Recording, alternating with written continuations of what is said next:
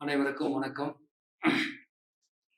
முதல்ல இந்த நூலாசிரியர் ஹரிஹர சுதன் தங்கவேலு அவரை நான் மனமாற முதல்ல பாராட்டணும்.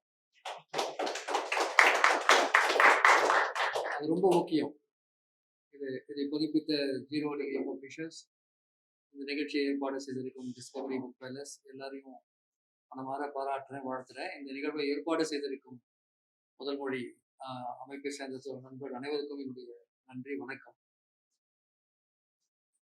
ஆர்டிஃபிஷியல் இன்டெலிஜென்ஸ் பற்றி, இந்த புத்தகத்தை பற்றி சொல்லும்போது எல்லாரும் நிறைய பேசிட்டாங்க. நான் பேசணும்னு நினைச்சது எல்லா விஷயங்களும் அது முடிஞ்சிருச்சு. எனவே அதை விட அதிகமாக கூடுதலாக சில விஷயங்கள் பேசலாம். முதல்ல இது மிக சிறப்பாக எழுதப்பட்டிருக்கு. அது ரொம்ப பிடிச்சிருக்கு. நான் முதல்ல இதை ஒரு வாசகராக, ஒரு பதிப்பாளராக, ஒரு எடிட்டராக எல்லாம் பார்க்கும்போது ரொம்ப நல்ல, அதாவது கொஞ்சம் சிறுமைப்படுத்தாம, ரொம்பவும் எளிமைப்படுத்திடாம ஒரு தரத்தோடு எழுதப்பட்டிருக்கிற ஒரு புத்தகமான அதுக்கு தான் என்னோட முதல் பாராட்டு. ஏன்னா ஒரு தொழில்நுட்பத்தை, அறிவியலை பேசும்போது அந்த பேலன்ஸ் ரொம்ப முக்கியம். ரொம்பவும் எளிமைப்படுத்திட்டா அது அறிவியல் நூலாக இருக்காது. ரொம்பவும் கடுமையாக இருந்தால் டெக்ஸ்ட் புக் மாதிரி இருக்கும், படிக்க முடியாது. ஸோ அந்த பாப்புலர் சயின்ஸுங்கிற அந்த வகையில், ஒரு வெகுஜன அறிவியல் நூல் அப்படின்ற அந்த ஒரு வகையில் மிக அருமையாக எழுதப்பட்ட ஒரு நூல். இந்த காலகட்டத்தில் ஏஐ பற்றி எல்லாரும் பேசுகிறாங்க அப்படின்னு சொன்னாலும் கூட ஒரு முழுமையான அறிமுகத்தை கொடுக்கறது அப்படிங்கிறது ஒரு நூலாசிரியருடைய கடமை. முன்னாடி பேசுனவங்க சொன்னதை போல ஒரு பாதி வரலாறு, பாதி அறிவியல் ரெண்டும் கலந்து எழுதப்பட்டிருக்குன்னு சொன்னாங்க. என்ன பொறுத்தவரை ரெண்டுத்துக்கும் வித்தியாசமே கிடையாது. வரலாறு தான் அறிவியல், அறிவியல் தான் வரலாறு. மனித இனத்தின் வரலாறுங்கிறத நீங்க எடுத்து பார்த்தீங்கன்னா, அது மகாராஜாக்கள் அல்லது போர்கள் மட்டும் இல்லை. உண்மையிலே வரலாறுன்னு பார்க்கும்போது நாம் எப்படி வளர்ந்து வந்திருக்கிறோமோ அது அத்தனையுமே அறிவியல், தொழில்நுட்ப மாற்றங்களின் ஊடாக நடந்தது. நம்முடைய வரலாறும் அறிவியலும் பின்னி பிணைஞ்ச ஒரு விஷயம். அதுல இன்னைக்கு இந்த செயற்கை நுண்ணறிவுங்கிற கட்டத்துக்கு வந்திருக்கும். அப்போ வரலாறை சொல்ல முடியாது. இப்ப நான் தமிழ் இதுல இந்த செயற்கை நுண்ணறிவு பற்றி ஒரு தொடர் எழுதிட்டு இருக்கேன். ஒரு 5 கட்டுரைகள் இருக்கு. நான் முதல்ல நேரடியாக டீப் லேர்னிங் அந்த மாதிரியான தொழில்நுட்பங்கள்லாம் பேசலாம்னு நினைச்சு நிறைய படிக்க ஆரம்பிக்கும் போது, இல்லை இது இந்த ஹிஸ்டாரிக்கல் பேக்ரவுண்டை சொல்லாம அதை சொன்னா அது புரியாதுன்றது கூட இல்லை, அதனுடைய தன்மையை விளக்க முடியாதுன்னு சொல்லிட்டு நான் இப்போ கதை தான் எழுதிட்டு இருக்கேன். இவர்களை முதல்ல தொடங்கி இருக்கிற விஷயம் இருக்கு இல்லைங்களா, செகண்ட் வேர்ல்டு வார், அதன் பிறகு என்ன நடந்தது, எப்படி இன்னைக்கு இந்த இடத்துக்கு வந்திருக்கிறோம்னு இந்த வரலாறு ரொம்ப முக்கியம். இன்னொரு தரத்துல கொஞ்சம் நான் பேசணும். ஏன்னா இது புத்தகத்தில் இருக்கிற பல விஷயங்கள் நிறைய பேர் பேசியிருக்கிறாங்க. அதனால இது ஏன் இன்று நாம் படிக்கணும்ன்றதுக்கு ஒரு ஒரு கான்டெக்ஸ்டா நம்ம சொல்லணும். அதுதான் இந்த கடமை. நான் உள்ள இருக்கிறத மீண்டும் திருப்பி முதல் அத்தியாயத்துல என்ன சொல்லியிருக்காரு, 2வது அத்தியாயத்துல என்ன சொல்லியிருக்காங்க போறதுக்கு பதிலா ஏன் இன்னைக்கு இந்த புத்தகத்தை படிக்கணும். ஏஐன்னு சொல்லும் போதே நமக்கு தெரிஞ்சோ தெரியாமலோ மனசுல ஒரு அச்சம் வருவது உண்டுதான். பயம் இல்லாத ஏஐ பத்தி அது சும்மா அது ஒரு டெலிஃபோன் மாதிரி அல்லது இந்த கேமரா மாதிரி ஒரு கருவி அப்படின்னு யாராவது நினைக்க முடியல. உண்மையிலே நினைக்க முடியல. மனசுக்குள்ள அச்சம் வரும். ஆர்டிபிஷியல் இன்டெலிஜென்ஸ் என்ன பண்ண புத்தகத்தோட கடைசியில் அவர் எழுதியிருக்கிற மாதிரி இந்த ஆர்டிபிஷியல் ஜெனரல் இன்டெலிஜென்ஸ்லாம் வந்தா, இந்த சூப்பர் இன்டெலிஜென்ஸ் வந்தா என்ன ஆகுங்கிற பயம்.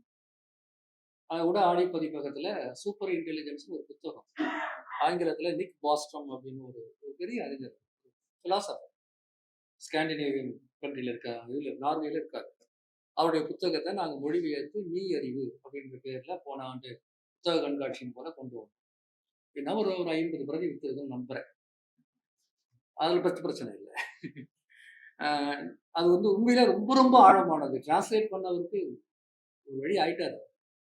அதை எடிட் பண்றவருக்கு அதை விட பெரிய அளவு ஆயிட்டாரு. அவ்வளவு இன்டெப்தான ஒரு சப்ஜெக்ட். அது சுலபமானது கிடையாது. அவர் ஒரு ரைட்டர் இல்லை, அவர் ஒரு பிலாசபர். மனித இனம் என்ன மாதிரியான இக்கட்ல மாட்டிருக்கு. இந்த ஆர்டிபிஷியல் இன்டெலிஜென்ஸ் என்பது கிட்டத்தட்ட பூதத்தை கண்ணாடி குப்பியிலேருந்து திறந்து விட்ட மாதிரி வெளியே வந்துருச்சு. இதை நம்மளால அடக்க முடியுமா, இது எங்க கொண்டு போய் நம்மளை விடுங்கிற பயம் இன்னைக்கு உலகத்தையே ஆட்டி படைச்சிருக்கு. இல்லைன்னு யாரும் சொல்ல முடியாது. அப்போ நம்ம ஒரு விஷயத்தை ஏன் தெரிஞ்சுக்கணும்னு முதல்ல நினைக்கிறோம்னா, ஒன்றை தெரிந்து கொள்ளும் போது மட்டும்தான் நமக்கு ஒண்ணு பயம் விலகும், இல்ல பயம் அதிகமா கூட ஆகும். அது ஒரு மூடு மந்திரமா இருக்கக்கூடாது. வள்ளுவரை நான் இந்த இந்த நேரத்துல நினைச்சு பார்க்கிறேன். ஒரு 2 திருக்குறள் ரொம்ப முக்கியமானது. ஒரு இடத்துல அவர் சொல்றாரு, "அஞ்சுவது அஞ்சாமை பேதமை. அஞ்சுவது அஞ்சல் அறிவார் தொழில்." பயப்பட வேண்டியதுக்கு பயப்படணும். பயப்பட வேண்டியதுக்கு பயப்படாம விட்டா அது தப்பு. அறிவு உள்ளவருடைய வேலை என்னன்னா, அத கண்டுபிடிக்கிறது. அந்த அச்சம் அப்படிங்கிறத பாசிட்டிவான அர்த்தத்துல. நமக்கு என்ன பிரச்சனை வரப்போதோ பின்னாடி அப்படிங்கிறத பார்க்கணுங்கிறது ஒரு கருத்து. அவரே இன்னொரு இடத்துல சொல்றாரு. எதிரதா காக்கும் அறிவினார்க்கு இல்லை அதிர வருவதோ நோய். எதிரே வரப்போவது என்ன என்பதை தெரிந்து கொண்டு தங்களை காத்துக் கொள்பவர்களுக்கு அவர்கள் அதிரும்படியான ஒரு அழிவு வராது. இந்த 2வது குறள் வந்து ஆர்டிபிஷியல் இன்டெலிஜென்ஸ்க்காகவே 2000 வருஷத்துக்கு முன்னாடி அவர் எழுதிட்டு போன மாதிரி எனக்கு தோணுச்சு. எதிரதா காக்கும் அறிவினாருக்கு இல்லை அதிர வருவதோ நோய்.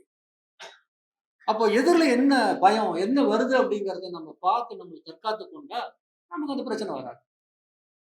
ஆர்டிபிஷியல் இன்டெலிஜென்ஸ அச்சம் அப்படிங்கிற இடத்துல இருந்து பார்த்தோம்னா, நம்ம என்ன செய்ய வேண்டியிருக்கு முதல்ல? அது என்னன்னு புரிஞ்சுக்க வேண்டியது. என்னன்னு புரிஞ்சுக்கிட்டா அது உண்மையிலேயே அழிவா? இது எல்லா தொழில்நுட்பத்தையும் போல ஒரு தொழில்நுட்பம் தானா? இல்ல இது ரொம்ப ஸ்பெஷலா நம்மள அழிக்கிறதுக்குன்னே வந்திருக்கிற ஒரு விஷயமா? ஒரு விஷயம் புரியலன்றதுனால பயப்படுறோமா? புரிஞ்சுக்கிட்டு தான் பயப்படுறோமா? இது எல்லாத்தையும் நாம கண்டுபிடிக்க வேண்டிய அல்லது இதை பற்றி பேச வேண்டிய நேரம் தான் இந்த நேரம். அதற்கு கிடைத்திருக்கக்கூடிய ஒரு முக்கியமான வழிமுறை என்னன்னா, அடிப்படைகளை புரிஞ்சுக்கணும். அந்த பணி இந்த நூல் ரொம்ப சிறப்பா செஞ்சது. அந்த அடிப்படைகள நமக்கு சொல்றதுங்கிறது ரொம்ப முக்கியமா. ஒரு ஆர்டிபிஷியல் இன்டெலிஜென்ஸ் அப்படின்னு நான் சொல்றேன் இல்ல. முதல்ல அந்த இன்டெலிஜென்ஸ்ங்கிற வார்த்தைய எடுத்துக்கணும். என்ன இன்டெலிஜென்ஸ்? இப்போ இன்ஃபர்மேஷன் சொல்றோம், டேட்டான்னு சொல்றோம், நாலெட்ஜ்லாம் சொல்றோம். அதுக்கெல்லாம் மீனிங் நமக்கு ஓரளவுக்கு புரியுது. இந்த இன்டெலிஜென்ஸ் அப்படிங்கிறது தமிழ்ல நுண்ணறிவு சொல்றோம் இல்லையா? இந்த இன்டெலிஜென்ஸ் சொல்லும்போது என்ன மீன் பண்றோம்? என்ன அர்த்தப்படுறோம்?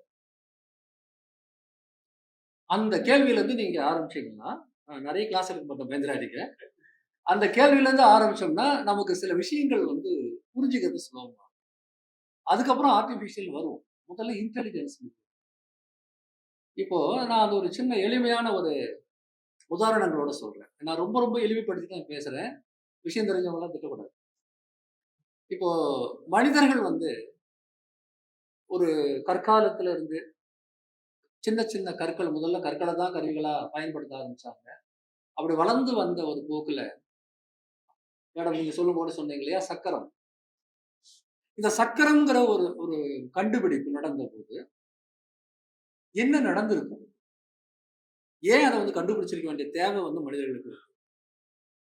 அதாவது பொருள்கள வந்து எடுத்து செல்வதற்கான ஏதோ ஒரு பெரிய தேவை உருவாகும்போது, அதை எளிமைப்படுத்துறதுக்கு வண்டிங்கிறத கூட அப்புறம்.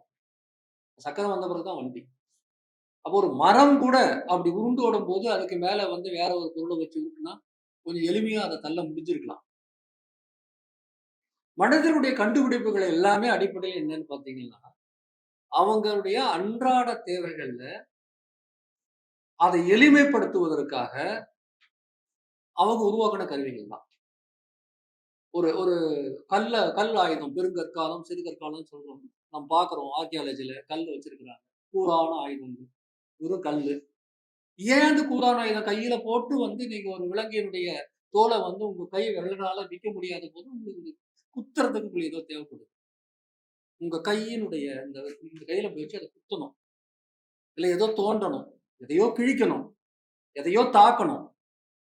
அதற்கு தேவைப்படக்கூடிய கருவி அப்ப இரும்பெல்லாம் இல்லாத போது எங்கிருந்து வந்திருக்கும்? கல்லுல இருந்து தான் வந்திருக்கும். ஒரு 30,000, 40,000, 50,000 வருஷம் இந்த கல்ல வச்சுக்கிட்டே வாழ்க்கை நடந்திருக்கு. அததான் நம்ம கற்காலம் அப்படின்னு சொல்றோம். ஆக உன்னிப்பா யோசித்து பார்த்தீங்கன்னா, நம்முடைய மனித உடலின் ஒவ்வொரு உறுப்பினுடைய நீட்சியாக நம்ம கருவிகள உருவாக்கிக்கிறோம். கையினுடைய நீட்சியாகத்தான் அந்த கைக்கருவி. அதுக்கு முதல்ல கல்லா இருக்கலாம். அதன் பிறகு அது வந்து இன்னைக்கு AK-47 துப்பாக்கியோட மாறி. காலின் நீட்சியாகத்தான் சக்கரங்கள். அந்த சக்கரம், அதன் பிறகு அது வண்டி, அது மாட்டு வண்டி, அதன் பிறகு அது ட்ரெயின், இன்னைக்கு ஃப்ளைட் என்ன வேணா இருக்கும். நாம் பார்க்கக்கூடிய எல்லா கருவிகளுமே ஒரு விதத்துல நம் உடலின் நீட்சிகள் தான். கை, காலோட நீட்சிகள். நாம் ஒரு பொருள செய்யறோம். அத விட சிறப்பாகவும், வேகமாவும் செய்யறதுக்காக தான் நாம் கருவிகள உருவாக்குறோம். ஆக மனித உற்பத்தின்னு ஒண்ணு இருக்குல்ல. மனிதர்களாகிய நாம் வந்து ஒவ்வொரு காலகட்டத்திலயும் உணவு உண்பதற்காகவோ, அல்லது ஒரு ஒரு ஒரு குடிலுக்கு கீழே வாழ்வதற்காகவோ, ஒரு பயணம் செய்வதற்காகவோ, அல்லது ஒரே இடத்துல இருப்பதற்காகவோ, அதுக்கான உற்பத்திகள் செய்யறதுக்காக நாம் கருவிகளை உருவாக்கிக் கொண்டே இருக்கோம். இந்த கருவிகளை எல்லாமே அந்த கல் இருக்கு பாருங்க, அந்த கல்லுல இருந்து எல்லா கருவிகளுமே செயற்கை தானே. எல்லாமே செயற்கை. எல்லாமே ஆர்டிபிஷியல் தான். ஆனா அந்த ஆர்டிபிஷியலா இருக்கக்கூடிய அந்த பொருள்களுக்கு நாம் கொஞ்சம் கொஞ்சமாக அறிவு கொடுக்கவும் முயற்சி பண்ணணும். கல்லாக இருக்கும்போது, அல்லது வெறுமனே வந்து ஏதோ ஒரு உலோகத்து தகடாகவோ, அல்லது கம்பியாகவோ அதெல்லாம் இருக்கும்போது, அதனால வந்து நம்ம அதுக்கு வந்து பெரிய இன்டெலிஜென்ஸ நம்ம குடுத்துடல.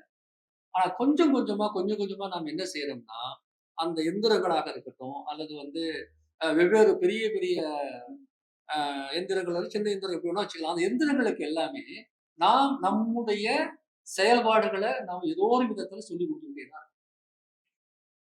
அந்த தொடர்ச்சியில தான் கைக்கு நீட்சியாக, காலுக்கு நீட்சியாக, உடலின் நீட்சியாக, கண்ணின் நீட்சியாக ஒரு கேமரா இல்லையா?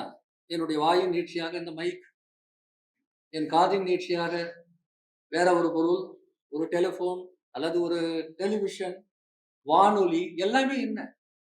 மனித புலன் உணர்வுகளை வந்து நீட்டித்து, நீட்டித்து அத நம்ம பெருக்கிக்கிட்டே போறோம். காலின் நீட்சியாக வந்த சக்கரம் இருக்கு. அந்த சக்கரத்தினுடைய வடிவமா வரக்கூடிய ஒரு பெரிய பஸ் இருக்குன்னு வச்சுக்கங்களேன். அந்த பஸ் நம்ம காலோட எக்ஸ்டென்ஷன் தான் அது. நாம நடந்து போறதுக்கு பதிலா பஸ்ல உட்கார்ந்து போறோம். ஆனா அந்த பஸ் பெருசா இருக்கு. ஒருத்தர் நடந்து வர்றாருன்னா, அவருக்கு முன்னாடி போய் நாம கீழ விழுந்தா, அவரு என்னப்பா விழலன்னு சொல்லுவாரு. பஸ்ஸுக்கு முன்னாடி விழுந்தா மேல ஏறி போயிடும். நசுங்கி போயிடும். நம்முடைய நாம் உருவாக்குன ஒரு பொருள் நம்ம விட ரொம்ப பெருசாவும், ஒரு கொலைகார ஆயுதமா கூட இருக்கலாம் அது. ட்ரெயினுக்கு முன்னாடி போய் நின்னா என்ன ஆகும்? ஆக இந்த உருவாக்கக்கூடிய ஒவ்வொரு பொருளும் வந்து அதனுடைய ஆற்றலில், வேகத்தில், உற்பத்தியில் நம்ம விட பல மடங்கு பெருசா மாறிக்கிட்டே வரும். அதுதான் நான் பார்த்த இந்த தொழில் புரட்சிகள் எல்லாமே இதுதான். முதல் தொழில் புரட்சி, 2ஆம் தொழில் புரட்சி, 3ஆம் தொழில் புரட்சின்னு நம்ம சொல்லக்கூடிய எல்லாமே அடிப்படையில வந்து இந்த கருவிகளினுடைய வளர்ச்சி. அதுல நம்ம ஒரு ஆற்றலை குடுக்கும்போது, விறகுல அடுப்பெரிச்சா வரக்கூடிய சூழல் வேற. அதுவே வந்து கேஸ் சிலிண்டர்ல அடுப்பெரிச்சா வரக்கூடிய சூழல் வேற. அதுவே எலக்ட்ரிக் அடுப்பா இருந்தா வரக்கூடிய சூழல் வேற. அப்ப எலக்ட்ரிசிட்டி வரும்போது, அல்லது சூரிய மின் ஆற்றல் வரும்போது, பல்வேறு விதமான கண்டுபிடிப்புகள் மூலமாக மனிதர்கள் வந்து என்ன செய்றாங்கன்னா, தங்கள வந்து வெவ்வேறு விதமாக உருவாக்கிக்கிட்டே போறாங்க. இந்த உலகம் வந்து மனிதர்களின் வீழ்ச்சியாக மாறிட்டே இருக்கு. இப்படிப்பட்ட சூழல்ல ரொம்ப ஆதி காலத்துல இருந்தே மனிதர்களுக்கும் இன்னொரு ஆசை இருந்தது. கற்பனை இருந்தது. அந்த கற்பனை என்னன்னா, மனிதனைப் போலவே மனிதனுடைய ஒவ்வொரு உறுப்புகளை நீட்டித்து கருவிகளை உருவாக்குவதைப் போலவே, தன்னுடைய மூளையையும் நீட்டித்து கருவிகள அல்லது வந்து உருவாக்கணுங்கிற எண்ணம் உங்களுக்கு இருந்துட்டே தான் இருக்கு. நம்மள அப்படியே டூப்ளிகேட் பண்ணிட முடியுமா? நம்முடைய பிரதி ஒண்ணு எடுக்க முடியுமா? அப்படிங்கிற எண்ணமும் உங்களுக்கு இருந்துட்டு தான் இருக்கு. இந்த மனித எந்திரம் பற்றிய கற்பனைகள்லாம் ஏன்ஷியன் எஜிப்சியன் காலத்திலிருந்தே இருக்கு. அத எழுதியிருக்கேன் நான்.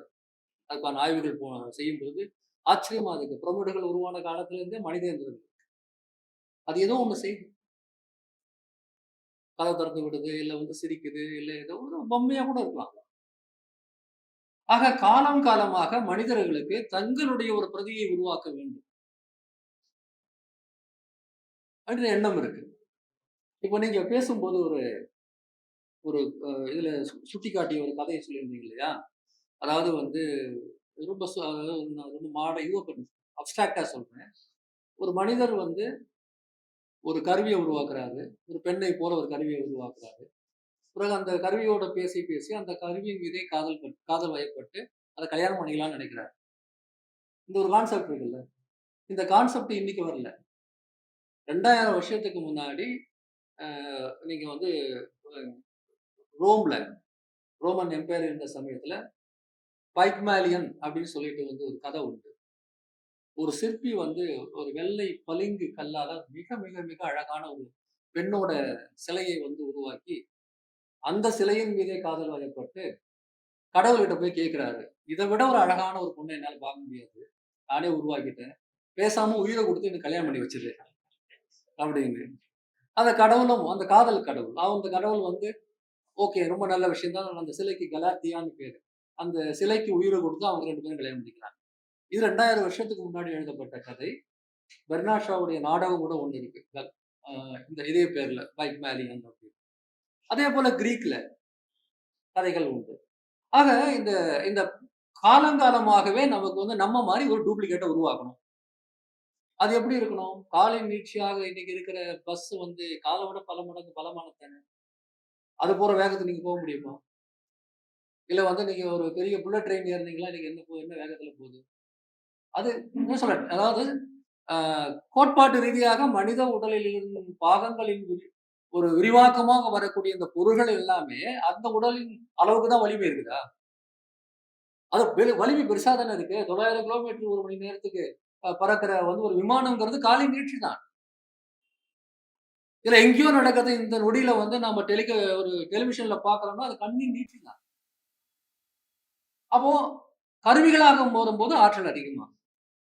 அப்போ மூளையிலிருந்து ஒரு பொருள நீங்க உருவாக்கினீங்கன்னா, அது சாதாரண மூளையா இருக்குமா? யோசிச்சு பாருங்க. அது எப்படி இருக்க முடியும்? உற்பத்தி என்கின்ற கான்செப்ட்ல இருந்து தான் தொடங்குனாலும் கூட, நீங்க அதற்கு தரக்கூடிய ஆற்றல், நீங்க அதற்கு தரக்கூடிய இன்புட்ஸ் அதிகமாகும்போது, அதிகமாகும்போது, அதிகமாகும்போது அது என்னவாகும்? அது இயல்பா பெருசா தானே மாறும். அப்போ இந்த இன்டெலிஜென்ஸ்ங்கிற வார்த்தைக்கு வாங்க. ஒரு பக்கம் இன்டெலிஜென்ஸ் அப்படிங்கிறது எதை குறிக்குதுன்னா, நம்முடைய மூளையினுடைய அடிப்படையான சில திறன்கள் இருக்கு. விலங்குகள்ல இருந்து நம்மளை வேறுபடுத்துகிற திறனும் இருக்கு. விலங்குகள் கிட்ட இருக்கிற அதே திறனும் நமக்கு இருக்கு. இப்போ வந்து பார்த்தல், கேட்டல், சுவைத்தல், நுகர்தல் இதெல்லாம் விலங்குகிட்டயும் இருக்கு, நம்மகிட்டயும் இருக்கு. விலங்குகளும் பார்க்குது. விலங்குகளும் வந்து எல்லாத்தையும் எதிர்வினை ஆற்ற முடியுது. அப்போ இந்த புலனுணர்வுகள் சென்சரி அ அப்படின்னு சொல்லக்கூடிய அந்த சென்ஸ் அடிப்படையிலான அந்த உணர்வுகள் விலங்குகிட்டயும் இருக்கு, நம்மகிட்டயும் இருக்கு. இப்போ இந்த பக்கம் ஒரு ஒரு ஆர்டிபிஷியல் இன்டெலிஜென்ஸ் கருவி இருக்குன்னா, நம்ம நம்ம கண்ணுக்கு சமமாக அதுக்கு ஒரு கேமரா குடுக்குறோம். நம்ம காதுக்கு சமமாக அதுக்கு வந்து அந்த ஒலியை வந்து உணரக்கூடிய ஒரு கருவிய நம்ம வந்து உருவாக்குறோம். நம்ம வாய்க்கு சமமாக வந்து அது பேசக்கூடிய ஒரு கருவிய உருவாக்குறோம். இதெல்லாம் வந்து இன்டெலிஜென்ஸ் தான். நம்ம மாதிரியே உருவாக்குற பொம்மைக்கு இதெல்லாம் இருக்கு. பட் ஸ்டில் இது இது வந்து விலங்குகள் கூட தான் இருக்கு. இது போதுமானது கிடையாது. அத நம்ம ஒரு இன்டெலிஜென்ட் அப்படின்னு சொல்றதுக்கு இது போதுமானது கிடையாது. பார்க்கறது, கேட்கறது இந்த மாரியான புலனுணர்வுகள் நாம செயற்கையாக உருவாக்குறோம். ரைட். அதுக்கு மேல என்ன? மூளையில வேற என்ன இருக்கு? இந்த விலங்குகளும் சத்தம் போடுது. அந்த சத்தத்திலயும் நெறைய தகவல் இருக்கு. நீங்க ஜூவாலஜி எக்ஸ்பர்ட்ஸ் கிட்ட கேட்டீங்கன்னா, அவங்ககிட்ட வேண்டாம். ஊர்ல சாதாரணமா வந்து வீட்ல வந்து ஒரு மாடு வச்சுக்கிட்டு, கன்னுக்குட்டியோட இருக்கிறவங்க, அந்த மாட்ட வச்சுக்கிட்டு இருக்கக்கூடிய ஒரு சாதாரணமான ஒரு சிறுமி கூட, அது போடக்கூடிய ஒவ்வொரு சத்தம் என்ன மீனிங் தெரியும். அது எப்படி கூப்பிடணும்னு தெரியும். ஆக விலங்குகளுக்கு சத்தம் போடுது. மறுக்கல. ஆனா அது மொழி இல்ல. அது வந்து ஒரு சிக்னல் அவ்வளவுதான். அந்த அந்த கன்றுக்குட்டி வந்து சத்தம் போடுச்சுன்னா, அது என்ன நேரத்துக்கு என்ன சத்தம் போடும் அப்படின்னு புரிஞ்சுக்கலாம். அது வந்து ஒரு சிக்னல். ஆனா இந்த மொழிங்கிற ஒரு விஷயம் மனிதர்களுக்கு தான் உருவாச்சு. அத பத்தி சொன்னா அது பெரிய கதை. அதுக்குள்ள நான் போல. ஆக இந்த லாங்குவேஜ் அப்படிங்கிற இன்டெலிஜென்ஸ், மொழி என்கிற நுண்ணறிவு. அது வேற யாருகிட்டயும் இல்ல. இந்த இருக்கத்திலே பெரிய பிரச்சனை இந்த மொழிங்கிற நுண்ணறிவ அந்த ஏஐக்கு சொல்லிக் குடுக்குறது தான். ஆனா சொல்லிக் குடுக்க முடிஞ்சுது. 1956ல ஆர்டிபிஷியல் இன்டெலிஜென்ஸ்ங்கிற வார்த்தைய வந்து உருவாக்குனாங்க. அதுக்கு முன்னாடியே அதுக்கான வேலைகள்லாம் தொடங்கிடுச்சுன்னு இந்த புத்தகத்துல அழகா அவர் எழுதியிருக்கிறார். செகண்ட் வேர்ல்ட் வார், அந்த எரிக்மாங்கிற ஒரு சங்கேத கருவி, அத உடைக்கிறதுக்கு ஆலன் டியூரிங் செய்த வேலைகள், அப்புறம் வந்து எப்படி வந்து அதுக்கு பிறகு என்னெல்லாம் நடந்ததுங்கலாம் ரொம்ப அழகா எழுதியிருக்கிறாரு. அப்ப சொன்னதைப் போல ஒரு வார் நாவல் படிக்கிற மாரி ரொம்ப அருமையா இருக்கு அவர் எழுதுனது. அதன் பிறகு 1950ஸ்ல வேர்ல்டு வார் முடிஞ்ச பிறகு அமெரிக்காவுல வந்து இதற்கான பூர்வாங்கமான சில செயல்பாடுகள்லாம் நடந்தது. Computer science, mathematics, linguistics, biology எல்லா துறையை சேர்ந்தவர்களும் ஒன்று சேர்ந்து பல வேலைகளை செஞ்சுட்டு இருந்தாங்க. ஆர்டிஃபிஷியல் இன்டெலிஜென்ஸ்ங்கிற வார்த்தையே 56ல வந்து டார்ட்மவுத் கான்ஃபரன்ஸ் ஒரு கான்ஃபரன்ஸ்ல ஜான் மெக்கார்த்தின்னு ஒரு உருவாக்குன ஒரு சொல் தான். அப்படி உருவாக்கும் போது அவங்களுக்கு சில விஷயம் இருந்தது. அதாவது வந்து இந்த ஆர்டிஃபிஷியல் இன்டெலிஜென்ஸ் எப்படி டெவலப் பண்ணணும்னு அவங்களுக்கு சில லட்சியங்கள் இருந்தது, கனவுகள் இருந்தது. ஆனா அது உருவாக்குறதுக்கான காலம் அப்ப அவங்க வரல. என்னன்னா இந்த மொழிங்கிறது. இந்த மொழி அப்படின்னு நம்ம சொல்லும்போது நம்ம உண்மையிலே என்னவா நினைச்சுக்கோ. அதை சிக்னலா நினைச்சுக்கிட்டீங்களா அது ரொம்ப சிம்பிளான அதான் ஏற்கனவே இருக்கு. நான் மொழி என்று சொல்லும் போதே காலம் காலமாக மனிதர்கள் சேர்த்து வைத்துக் கொண்டிருக்கக்கூடிய அறிவின் திரட்சியாக அந்த மொழி இருக்கு. அதை புரிஞ்சுக்கணும். மொழிங்கிறது வெறும் மொழி இல்லை. ஒவ்வொரு சொல்லும், ஒவ்வொரு வாக்கியமும், ஒவ்வொரு தகவலுக்கும் ஒரு வரலாறு இருக்குது. ஆக நம்ம மொழியை தெரிஞ்சுக்கிறோம்னா என்ன தெரிஞ்சுக்கிறோம்? வெறுமனே சொற்களை வந்து தனித்தனிய சவுண்டா தெரிஞ்சுக்கணுமா? அதனூடாக ஒரு வரலாற்றை தெரிஞ்சுக்கணும். ஆக அந்த மொழியில உள்ள இருக்கக்கூடிய அந்த மனித குலத்தினுடைய அறிவு அது எதுல ஸ்டோர் ஆயிருக்கு? மொழியில தான் ஸ்டோர் ஆயிருக்கு. இப்போ நான் பார்க்கிற என்னுடைய பார்வையிலையோ, நான் பேசும்போது நீங்க மொழியை கேட்கறீங்க, அதனால கண்டுபிடிச்சிருவீங்க. மற்றபடி புலன் உணர்வுகள்ல அது தானா இல்லை. அது சொற்களில், வாக்கியங்களில், தகவல்களில் உறைந்து இருக்கிறது, உள்ள இருக்காது. இது நம்முடைய மூளை என்ன செய்யுதுன்னா, அதை வெறும் சொல்லா புரிஞ்சுக்காம, வெறும் வாக்கியமா புரிஞ்சுக்காம, அந்த உள்ள அர்த்தத்தை புரிந்து கொள்ளக்கூடிய இன்னொரு இன்டெலிஜென்ஸ் அதுக்குள்ள இருக்கு. ரொம்ப எளிமையா சொல்ல போனா ரீசன், பகுத்தறிவும் திறன். அது ஒரு இன்டெலிஜென்ஸ் தான். பகுத்தறியும் திறன், ரீசனிங் அந்த மூலையில இருக்கு. அப்போ இந்த சென்சரி இன்டெலிஜென்ஸ் உள்ள இருக்கு, லாங்குவேஜ் இன்டெலிஜென்ஸ் உள்ள இருக்கு. அந்த லாங்குவேஜ்ங்கிறது வெறும் சிம்பிளாவோ சவுண்டாவோ இல்லாம அதனுடைய உள்ளர்த்தத்தோட அதை புரிந்து கொள்வதற்கான அந்த பகுத்தறிவும் திறனும் உள்ள இருக்கு. சிஸ்டத்துக்கு வந்து இப்ப நம்ம சென்சர் இன்ஃபர்மேஷன் கொடுத்துடலாம். ஒரு கேமரா வச்சோம்னா அது பார்க்க ஆரம்பிச்சிடும். லாங்குவேஜும் கொடுக்க ஆரம்பிக்கலாம். எழுத்து கூட்டி படிக்கலாம், வச்சுக்கலாம், பிரச்சனை இல்லை. ஆனா இந்த உலக அறிவு எப்படி கொடுக்குறது? இங்கதான் பிரச்சனை. இந்த உலக அறிவை எப்படி கொடுக்குறது? அதையும் புரிஞ்சுக்கும் அதை. அப்போ அந்த கருவியை வந்து ஒரு குழந்தை மாதிரி நீங்க நினைச்சுக்கோங்க. அந்த கருவிக்கு நீங்க சொல்லிக் கொடுக்கணும். இந்த உலகத்தை சொல்லித் தரணும். உலகத்தை சொல்லித் தரதுன்னா என்ன? இந்த உலகத்துல இருக்கிற கோடிக்கணக்கான விஷயங்களை அது சொல்லித் தரும். சொல்லித் தரதுன்னா என்ன? முதல்ல அது எப்படி புரிஞ்சுக்கும்? விஞ்ஞானிகள் யோசித்தாங்க, ரொம்ப காலமா யோசிச்சாங்க. சொல்லி கொடுக்கறதுக்கு வந்து அது புரிஞ்சுக்கணும். நாம ஒண்ணு சொல்றோம்னா அது புரிஞ்சுக்கணும். இந்த சொல்றது புரிஞ்சுக்கிறது எல்லாம் மனித இனத்தோட செயல்பாடு. இதை எப்படி ஒரு கருவி வந்து நம்ம வச்சு பண்றதுன்னு சொல்லும்போது மேத்தமேட்டிக்ஸ், எலக்ட்ரானிக்ஸ், பயாலஜி, பிலாசபி இப்படி எல்லா துறையை சேர்ந்தவர்களும் ஒரு 40-50 வருஷமா இந்த ஆராய்ச்சி தான் பண்ணிட்டு இருக்காங்க ஒரு விதத்துல பார்த்தா. அப்போ கடைசியில கண்டடைந்த ஒரு உண்மை, நம்ம இதை வந்து வேற எப்படியும் பண்ண முடியாது. ஒரு வேலை செய்யலாம். என்ன செய்யலாம்? இதையெல்லாம் ஒன்னா சேர்ந்து செய்யற ஒரு விஷயம் இந்த உலகத்துல இருக்கு. அது நம்ம மூளை தான். நம்ம மூளை தான் அது எல்லாத்தையும் கரெக்டா செய்யும். அந்த மூளை எப்படி செயல்படுதுன்னு பார்த்து காப்பி அடிக்கும். வேற எதுவும் பண்ண முடியல. அதான மூளையை நீட்சின்றது.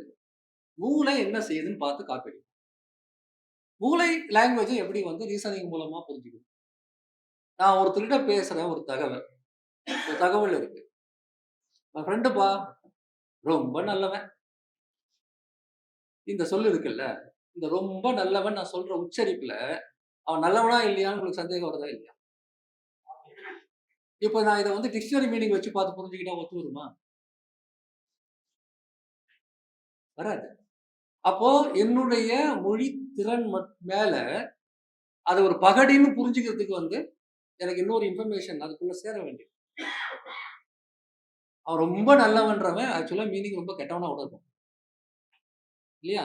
ஸோ அப்போ வந்து இந்த மாதிரியான விஷயங்கள் எல்லாம் வந்து மூளை எப்படி எளிமையாக புரிந்து கொள்கிறது அப்படின்னு பார்த்து அதை காப்பி அடிக்கலாம். நான் ரொம்ப எளிமைப்படுத்தி பேசுறேங்க, வேற ஒண்ணும் இல்ல. அப்ப பாக்குறாங்க மூளைங்கிறது வந்து வெளியிலே இருக்கக்கூடிய பல தகவல்களை அதனுடைய அந்த சென்சரி ஆர்கன்ஸ் மூலமா, கண்ணு மூலமா, காது மூலமா, பல்வேறு சென்சரி உடல் மூலமா கூட தொட்டாலும் அது ஒரு தகவல் போய் சேருது.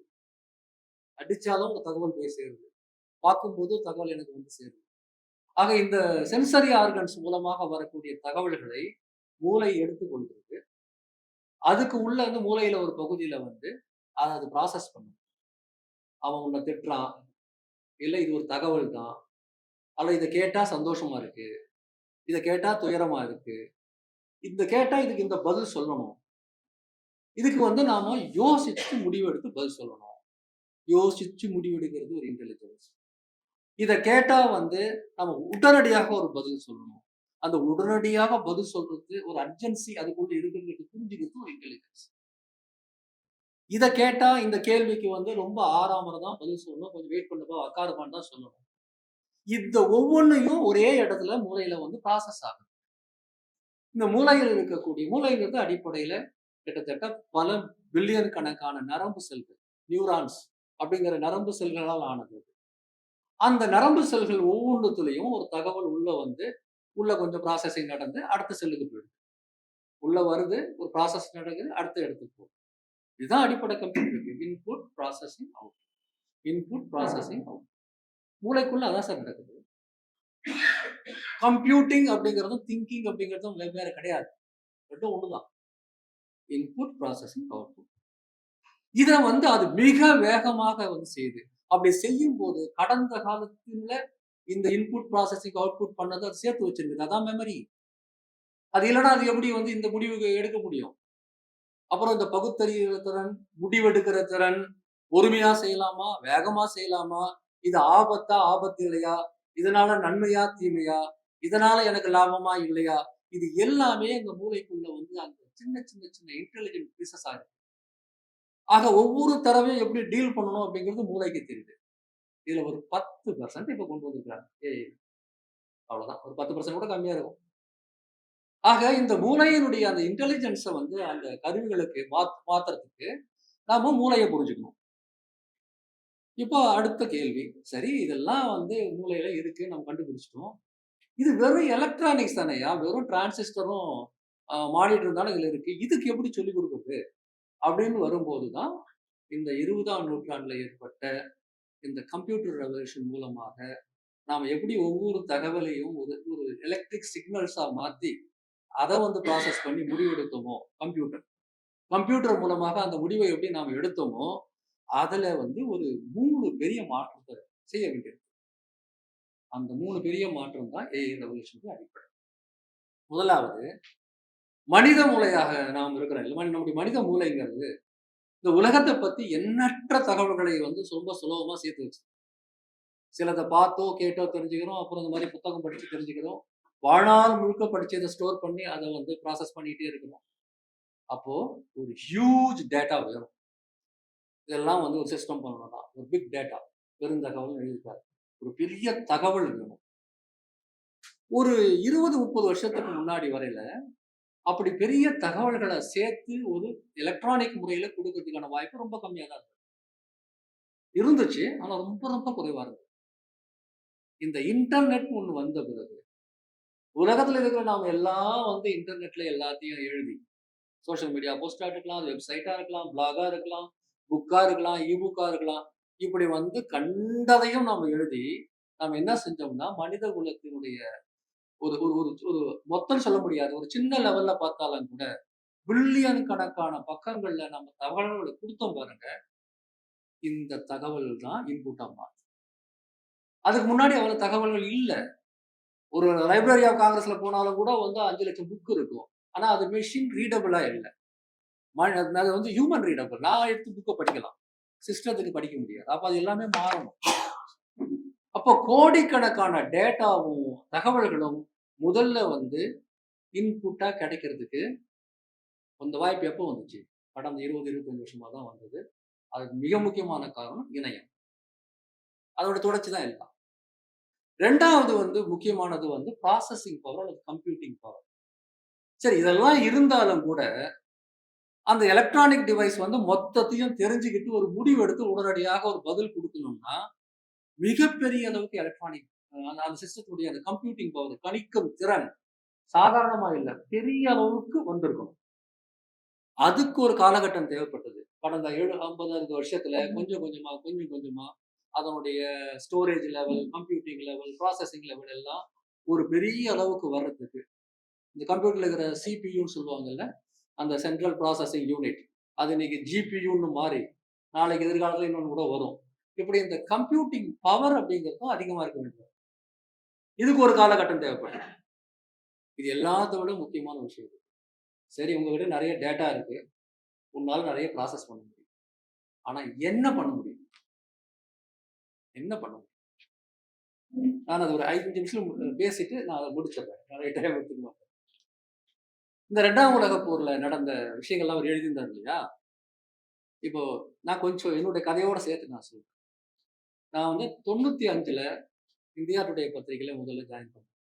எம்.ஏ. ஜர்னலிசம் முடிச்சுட்டு. அப்போ வந்து அந்த காலகட்டத்தில இந்த ஏஐ பத்தியும் அப்பவும் பேசப்பட்டது. நானு ராதாகிருஷ்ணன் சாலையில என்னுடைய ஆஃபீஸுக்கு எதிர்ல வந்து ஃபவுண்டன் ஹெட்ன்னு ஒரு புக் ஷாப் இருந்தது இது போல. எவ்வளோ பேருக்கு தெரியும்னு எனக்கு தெரியல. Fountain head. அப்போ இந்த மெஷின் டிரான்ஸ்லேஷன் பத்தி நான் ரொம்ப ஆர்வமா இருந்தேன். தானியங்கு மொழிபெயர்ப்பு எப்படி நடக்குதுன்னு தெரிஞ்சுக்கணும். அதுக்கு முன்னாடியே எனக்கு அது ரொம்ப ஆர்வம் உண்டு. ஆனா அத பத்திலாம் படிச்சது இல்ல. ஒரு ஆர்வம் தான், கனவு தான். ஏன்னா மொழிபெயர்ப்பாளரா தான் நாங்க சேர்றேன். ஒரு சப் எடிட்டரா. அதுக்கு முன்னாடிலேருந்தே மொழிபெயர்ப்புலாம் செஞ்சுட்டு இருக்கிறேன். அப்போ அதை பற்றி நான் தேடிட்டு இருந்தபோது, அந்த ஃபவுண்டன் ஹெட் அப்படின்ற அந்த கடையில ஆர்டிபிஷியல் இன்டெலிஜென்ஸ்ன்னு ஒரு புத்தகம் இருந்துச்சு. நான் சொல்றது 95. கெவின் நைட் அப்படின்னு ஒரு ஆத்தருடைய புத்தகம். அது ஒரு டெக்ஸ்ட் புக் பேசிக்கா இருக்கு. அதுல ஒரு சாப்டர் மெஷின் டிரான்ஸ்லேஷன். அந்த ஒரு சாப்டருக்காக அந்த புத்தகத்த வாங்கி நான் படிச்சேன். நான் பிசிக்ஸ் ஸ்டூடண்ட்ங்கிறதுனால எனக்கு கொஞ்சம் புரிஞ்சுது. நெறைய புரியுது. இன்னைக்கு படிச்சாலும் ஓரளவுக்கு தான் புரியும். ஆனா இதுல என்ன விஷயம்னா, அந்த மெஷின் டிரான்ஸ்லேஷன்ன்ற கான்செப்ட் வந்து 95ல இருந்து நான் ட்ராக் பண்ணிக்கிறேன். ஒவ்வொரு காலகட்டத்திலயும் அதனுடைய சவால்கள். ஏன் வந்து இந்த ஆங்கிலத்துல இருக்கிற ஒன்றை நாம் தமிழுக்கு மொழிபெயர்க்கணும்னு சொன்னா, இல்ல தமிழ்ல இருந்து இங்கிலீஷ்ல மொழிபெயர்க்கணும்னா, ரொம்ப பெரிய சேலஞ்சா இருக்கு. நான் 3வது பாயிண்ட்டுக்காக தான் இந்த கதைய சொல்றேன். ஆனா ரொம்ப முக்கியம் கேளுங்க. 2ண்ட் வேர்ல்ட் வார்ல வந்து ஒரு சிந்தனை. வாரன் வீவர்ன்னு ஒருத்தர் இருந்தார். அவர் ஒரு மேத்தமேட்டிஷியன், கம்ப்யூட்டர் சயின்டிஸ்ட். எப்படி வந்து ஜெர்மனியினுடைய தாக்குதல் அந்த அந்த ரகசிய குறியீடுகள கண்டுபிடிக்கிறதுக்கு, அதுல என்ன எழுதியிருக்காங்கிறத கண்டுபிடிக்கிறதுக்கு வந்து ஆலன் டியூரிங் வந்து ஒரு முறையில அத செயல்படுத்தினாரோ, அந்த காலகட்டத்தில வாரன் வீவருக்கு வந்து ஒரு சேலஞ்ச். அவராவது ரகசிய குறிப்புகள், அதாவது என்கிரிப்டட் மெசேஜ். அதுல என்ன இருக்குன்னு கண்டுபிடிக்கிறதுக்கு மெனக்கெட்டாரு. ஆனா, இவருக்கு வேற ஒரு சவால் இருந்தது. ஆக்சுவலா ஜெர்மன் மொழியிலே ஒண்ணு எழுதியிருக்கு. இப்போ போர் முனையில இருக்கிற யாரோ ஒரு ஆங்கிலேய வீரர். அவர்கிட்ட ஜெர்மன் மொழியிலேயே ஒரு டெக்ஸ்ட் கிடைக்குது. ஏதோ ஒரு தகவல் கிடைக்குது. ஆனா, அவருக்கு ஜெர்மன் மொழி தெரியாது. அவர் எப்படி அத கண்டுபிடிப்பாரு? இந்த கேள்வி கொஞ்சம் யோசிச்சு பாருங்களேன். ஒண்ணு என்கிரிப்டடா இருக்கு. கண்டுபிடிக்க முடியலன்னா புரியுது. ஆனா, இந்த டெக்ஸ்ட் ஜெர்மன்ல தான் இருக்கு. ஆனா, எனக்கு ஜெர்மன் தெரியாது. நான் கொஞ்சம் பொறுமையான ஒரு சூழல்ல இருந்தேன்னா, ஒரு டிரான்ஸ்லேட்டர கூப்பிட்டு கூட என்னன்னு கண்டுபிடிச்சிடலாம். நான் சொல்றது 1950ஸ்ல. அப்ப கூகுள் டிரான்ஸ்லேட்ல இப்போ அவருக்கும் அது புரியணும் அப்படின்னு சொல்லும்போது, அவரு ஒரு கருத்த சொன்னார். என்கிரிப்டட் டெக்ஸ்ட்ட அதிலிருந்து உண்மையான செய்திய எடுக்கிறதும், வேற ஒரு மொழியில இருக்கிற செய்தி இருக்குல்ல, அதிலயுமே என்னுடைய செய்தி அடங்கி தானே இருக்கு. நான் தமிழ்ல எழுதுனா, நான் என்ன எழுதுவனோ, அந்த தகவல் அந்த மூல மொழியில இருக்கத்தானே செய்யுது. அப்ப எனக்கு அது என்கிரிப்டட் டெக்ஸ்ட் தான். நான் தமிழ்ல எழுதணும்னு நினைக்கிறது தான், அது வந்து ஜெர்மன்ல எழுதி வச்சிருக்கு. அந்த ஜெர்மன் மொழி தெரியாம அத எப்படி நான் படிக்கிறது? என்கிற சிந்தனை உருவாகி, அதனுடைய வளர்ச்சி போக்குல முயற்சி பண்றாங்க. இப்போ இந்த முதல் விஷயம் சொன்னேன் இல்லையா? டேட்டா இருக்கு. அப்புறம் வந்து ப்ராசஸிங் பவர்லாம் இருக்கு. ஆனா மெஷினுக்கு சொல்லிக் குடுக்குறதுக்கு வந்து என்ன தேவைப்படுதுன்னா, என்னால ஒரு செய்திய சொன்னா, அது புரிஞ்சுக்கிறதுக்கு வந்து ஒரு சிஸ்டத்த உருவாக்க முடியல. காரணம், அந்த மெஷினுக்கு தெரிஞ்ச 2 விஷயம், ஒரு எலக்ட்ரிக் சிக்னல் போலாம், இல்ல போகக்கூடாது. அவ்வளவுதான் தெரியும். 0, 1. அப்போ என்ன செஞ்சாங்க ஆரம்பத்துல? அதுக்கு எளிமையாக ஒரு புரோகிராமிங் லாங்குவேஜ் உருவாக்கி சொல்லிக் குடுத்தாங்க. ஆனா புரோகிராமிங் லாங்குவேஜ்ல எல்லாத்தையும் சொல்லிக் குடுக்க முடியல. அப்போ நாம மனிதர்களாக நாம் பேசக்கூடிய அந்த நேச்சுரல் லாங்குவேஜஸையே அது புரிஞ்சுக்கணும். புரிஞ்சுக்கிட்டா தானே அதோட பேச முடியும். ஒரு மெஷின் வந்து நான் பேசுறத புரிஞ்சுக்கலன்னா, அந்த மெஷினால எனக்கு என்ன லாபம்? நீங்க ChatGPTல போய் ஒரு கேள்வி கேட்கறீங்க, பதில் சொல்லுது. அந்த கேள்விய நீங்க ஜாவால தான் கேட்கறேன்னு சொன்னா யாராவது நீங்க கேட்போமா? அந்த கேள்வி கேட்கறதுக்கு நீங்க ஒரு புரோகிராமிங் லாங்குவேஜ் படிக்கணும்னா கேட்போமா? கேட்க மாட்டோம். அப்போ அந்த மெஷின் வந்து அதனுடைய மிகப்பெரிய சவால் என்னன்னா, இந்த நேச்சுரல் லாங்குவேஜ் புரிஞ்சுக்கிறது. மனிதர்களுக்கும் எந்திரங்களுக்கு இடையில உறவ உருவாக்கணும்னா, நாம பேசுற மொழிய அது புரிஞ்சுக்கணும். இந்த சூழலை உருவாக்குறதுக்கு வந்து வெறும் மொழிங்கிறது மொழி இல்ல. இத இத புரிந்து கொள்வதற்கு மேத்தமேட்டிக்கல் மாடல்ஸ் தான் நெறைய உருவாக்க வேண்டியதா இருக்கு. அதத்தான் அல்காரிதம்னு நான் சொல்றேன். ஒரு தகவல் அது எண்ணாக இருந்தாலும், எழுத்தாக இருந்தாலும், அந்த சிஸ்டம் புரிஞ்சுக்கணும்னா, மேத்தமேட்டிக்கலா நெறைய விஷயங்கள சொல்ல வேண்டியிருக்கு. அதை உருவாக்குறதுக்கும் ஒரு காலகட்டம் தேவைப்படும். என்ன தேவைப்பட்டதுன்னா, அதுல பயாலஜி இருக்கு. அதுல வந்து மேத்தமேட்டிக்ஸ் இருக்கு. அதுல எலக்ட்ரானிக்ஸ் இருக்கு. இது அத்தனையும் ப்ராசஸ் பண்றதுக்கான டேட்டா வேணும். இத ப்ராசஸ் பண்றதுக்கான திறமை வேணும். இந்த 3ம் ஒன்று கூடியது கடந்த 10 வருஷத்துக்குள்ள தான். அதுக்கு முன்னாடி எவ்வளவோ கனவுகள் இருந்தாலும், பிக்மேலியன் கனவுகள் அல்லது எல்லாமே இது 2000 வருஷமா வந்து மனிதர்கள் தங்கள டூப்ளிகேட் பண்ணணும்னு ஆசைப்பட்டாலும், ஐசக் அசிமோவ் கதை எழுதினாலும், ரோபாட்ஸ் கதைகள்லாம் உலகம் முழுக்க இருந்தாலும், கற்பனையில நாம வந்து எத்தனையோ எந்திர மனிதர்களை உருவாக்கி இருந்தாலும், அது எல்லாம் கற்பனையாக இருந்தது. இந்த 3 விஷயங்கள் சாத்தியமான பிறகு நிஜமாக மாறியது. அதான் கடந்த 10 வருஷத்துல நடந்த மாற்றம். அத வந்து ரொம்ப அழகா இந்த நூல்ல வந்து அவர் எழுதியிருக்கிறார். அப்போ இந்த இந்த மாற்றம்ங்கிறது ஏதோ காலங்காலமா நடந்த அறிவியலின் தொடர்ச்சிங்கிறத புரிஞ்சுக்கிறது. திடீர்னு மேலது குதிக்கல. பயப்பட வேண்டிய அவசியம் கிடையாது. ஆனா பயப்படணுமான்னா பயப்படணும். எதுக்கு பயப்படணும்னா, இது மிஸ்யூஸ் பண்ண முடியும். அணு ஆற்றலை தவறாக பயன்படுத்தியது போல, எத்தனையோ தொழில்நுட்பங்களை தவறாக பயன்படுத்தியது போல, வேதியியலும், உயிரியலையும் தவறாக பயன்படுத்தி, இங்க பெரிய நிறுவனங்கள் கோடிக்கணக்கான மக்களுக்கு வந்து கொடுமை இழைப்பதைப் போல, எல்லா தொழில்நுட்பத்தையும் மிஸ்யூஸ் பண்ண முடியும். இது ரொம்ப அதிகமாவே கூட மிஸ்யூஸ் பண்ணலாம். ஆனா இந்த தொழில்நுட்பம் அப்படிங்கிறது, இவ்வளவு 2000, 2500 வருஷமா மனிதர்களாகிய நாம் உருவாக்கின பல்வேறு தொழில்நுட்பத்துடைய ஒரு கூட்டு முயற்சியாகத்தான் அது இன்னைக்கு வந்திருக்கு. அப்படிங்கிற புரிதல் நமக்கு வேணும். இப்ப நம்ம யோசிச்சு பாருங்க. இத கண்ட்ரோல் பண்ண முடியும்னு நமக்கு தோணும். இந்த அறிவு இல்லாம போனோம்னா, அத பார்த்து பயப்பட தான் தோணும். இது நம்முடைய வேலைகளை காலி பண்ணுமா? ஆமா காலி பண்ணும். ஆனா புது வேலைகளும் வரும். இது தொழில்களை மாற்றுமா? ஆமா நிச்சயமாக 4ஆம் தொழில் புரட்சி அப்படிங்கிறது வந்து வேறு ஒண்ணா தான் இருக்கும். ஆனா அது மாறத்தான் செய்யும். இதனால பிரச்சனைகள் இருக்குதா? நிச்சயமா இருக்கு. எல்லாரும் ஓப்பன் ஏஐயோட அடிமை ஆயிடுமா? ஆக வாய்ப்பு இருக்கு. எதையுமே நம்ம டிஸ்கிரெடிட் பண்ணல. ஆனா இத தெரிஞ்சுக்காம போனா அந்த பயம் மட்டும் தான் நம்மகிட்ட இருக்கும். ஆக அஞ்சுவது அஞ்சாமை பேதமை. சந்தேகமே கிடையாது. பயப்பட வேண்டியது பயப்படணும். ஆனா எதிரதா காக்கும் அறிவினாருக்கு அதிர வருவதோர் நோய் இல்லை. அப்ப நாம தெரிஞ்சுக்கணும். அந்த ஆர்டிபிஷியல் இன்டெலிஜென்ஸ்ங்கிறது பூதமோ, பேயோ, பிசாசோ கிடையாது. அது ஒரு அறிவியல் தொழில்நுட்ப உருவாக்கத்துல நடக்கக்கூடிய ஒரு கன்டினியூஸ் ப்ராசஸ். இந்த டேட்டா இல்லன்னா அது வந்திருக்காது. இந்த ப்ராசஸிங் பவர் இல்லன்னா அது முடியாது. இந்த அல்காரிதம்ஸ் இல்லன்னா அதனால எதுவும் பண்ணியிருக்க முடியாது. ஆக நாம தான் கிரியேட் பண்ணியிருக்கிறோம். மனிதர்களாகிய நாம் ஒரே ஒரு விஷயத்த புரிஞ்சுக்கணும். ஏஐ அப்படிங்கிறது வந்து நம்முடைய மூளையின் நீட்சி நான் சொல்றது வந்து ஒரு உருவகத்துக்கு தான் சொல்றேன். இட்ஸ் நாட் எக்ஸாக்ட்லி மூளையின் நீட்சி. ஒரு உருவகமா நான் சொல்றேன். அது நம்முடைய எவல்யூஷனுடைய அடுத்த டெவலப்மெண்ட்லாம் கிடையாது. பயப்பட வேண்டிய அவசியம் கிடையாது. மனித பரிணாம வளர்ச்சியோட அடுத்த டெவலப்மெண்ட்லாம் அது கிடையாது.